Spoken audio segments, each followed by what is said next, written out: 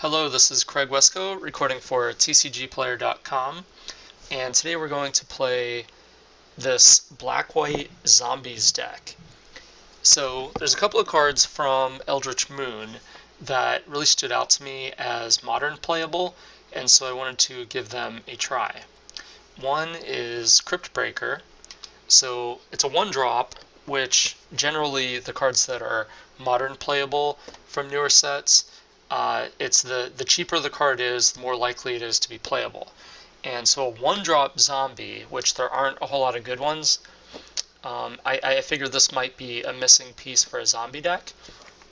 So the other 1-drop is Gravecrawler, which is kind of a slam dunk. It's the big one that's existed already, and so now there's 2 really good 1-drops, so I wanted to give that a try. And the other card that I wanted to try out in Modern is Dark Salvation, because if you play enough zombies, then you could just pay 1 mana to essentially kill a creature.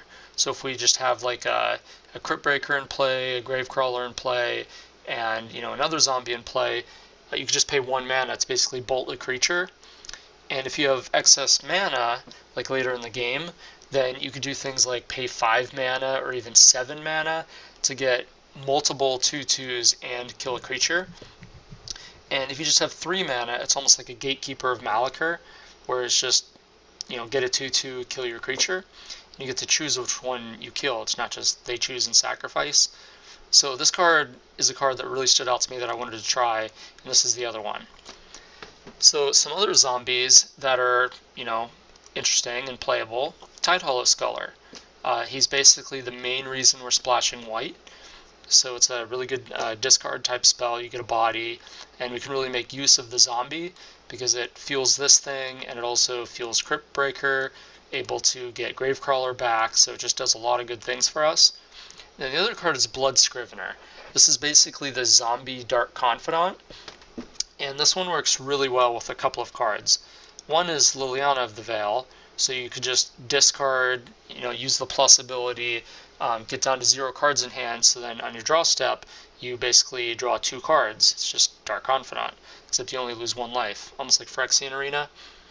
And the other cool thing that it does is with Cryptbreaker, if you can empty your hand, and then you tap Cryptbreaker, Scrivener, and whatever other zombie you have in play to draw a card off of the Cryptbreaker's ability, then you actually draw 2 cards, because Blood Scrivener says if you're empty-handed and you go to draw a card, you draw 2. So you can kind of go off sometimes with this deck, where you have no cards in hand, and then you tap the Scrivener, Cryptbreaker, and another zombie to draw a card, and so you draw 2 cards off the Scrivener. You, let's say, draw a land and another zombie, so you play the land, play the zombie. The next turn on your draw step, you draw 2 cards off this guy, you play the 2 cards, you tap 3 zombies, draw 2 more cards because of this guy. So you could just basically draw multiple extra cards a turn off him, and hopefully we'll get to see that in some of the games. And a couple of other cards. Sorin is just a way to gain life, so we're paying life to draw cards off of like Scrivener and Gravecrawler, and Cryptbreaker, and we're basically in need of gaining life a lot of the time, so Sorin just allows that to happen, and once we gain life and attack with a bunch of guys, then we can just have free reign to draw cards. That's kind of game over. And another thing it does, it's just another way to generate creatures, so just like making flyers, there's not all flyers in this deck. We have Lingering Souls in the sideboard to board in against attrition decks like Jund and Junk, and also against Affinity, where we need flyers to block all our signal pests and stuff. But in the main deck, we wanted to focus on the zombie theme. So those are the zombies. And then in addition to the zombie package, we also have Path to Exile as a removal spell. So we have 4 Path, we have 4 Dark Salvation, we have 4 Liliana, so that's like 12 ways to kill a creature, so we're in pretty good shape in addition to our 4 Scholar and 4 Inquisition, so we have like 8 Hand Disruption spells, and then we have 1 Oath of Liliana. So this is a card I've been trying out in various decks, and since it makes zombie tokens, I feel like this is a deck that it could really shine in. So the zombie token will help fuel, all our Zombie Matters cards. And another card that's really good in this deck is Mutavault, because it counts as all creature types, including zombie. So one play that often comes up is you activate Mutavault, and then you tap the Mutavault, Crypt Breaker, and another zombie to draw a card. Or you can pay a black and get Gravecrawler back from the graveyard after activating Mutavault. So like they Supreme Verdict your board, you go, okay, untap, activate Mutavault, bring Gravecrawler back, attack with Mutavault. So it's able to quickly recover from that. So that's kind of the deck. The mana base is pretty straightforward. I have one Urborg because we have Mutavaults. And now for the sideboard, as I said, we have Lingering Souls. Those any matchup where we need flyers or where it comes down to card advantage, we're just trading resources. Stony Silence is for all the usual suspects. We don't have any artifacts with activated abilities, so it's great. We could bring it in as a value card or as a hate card against like Affinity, Tron, or Lantern, things like that. Nihil Spellbomb is our graveyard disruption spell of choice. Because we have black mana, we can use the ability. And then we have cards that matter for being in the graveyard, things like Gravecrawler, and if we're boarding in Lingering Souls.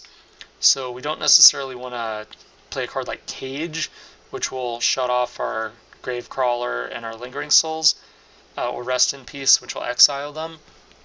So we'd rather play a card like Spellbomb, where it's just one-sided, where we exile their graveyard and then we could draw a card.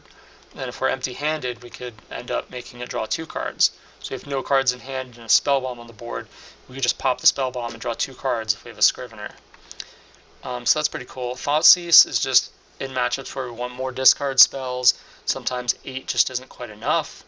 So we go up to 10. And then the 4 Bornton Forge Tender. Our only life gain or ways to combat the red deck, other than our 8 hand disruption spells, is Sorin. So the Forge Tender will buy us time, be able to block Goblin Guides, things like that, and essentially counter the lethal burn spell, if it's like Boros Charm or that last Lightning Bolt, whatever. And so just, I really wanted to make the red matchup good, since we're using our life total as a resource with a lot of cards, like drawing cards off this guy, drawing cards off this guy, things like that. So I really wanted to just kind of 4 might be a little excessive, but I just didn't want to lose to red. So that's basically the deck. I think it's pretty good. I'm not sure how good it is. It's kind of an innovative experiment, but it's definitely an attempt at making cards like Dark Salvation, Oath of Liliana, and Crypt Breaker playable in Modern. So let's see if we can do it. Let's see how this deck plays out.